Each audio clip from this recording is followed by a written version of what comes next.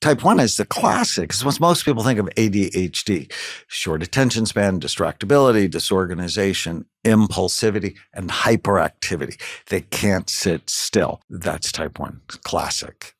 Type 2 is inattentive ADD, short attention span, distractibility, disorganized, procrastinate, but they're not impulsive. And more common in girls, they're not hyperactive. In fact, they can be a little bit hypoactive.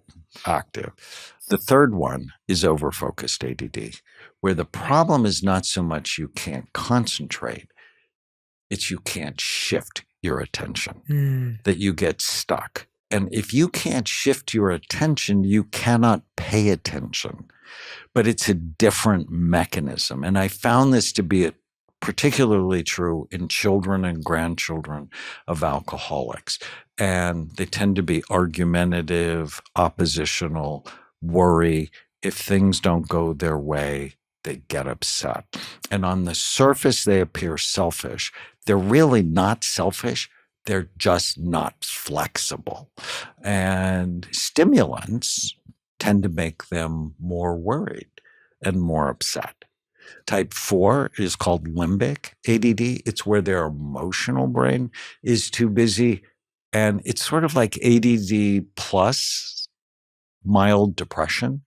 And the glass is always half empty for them.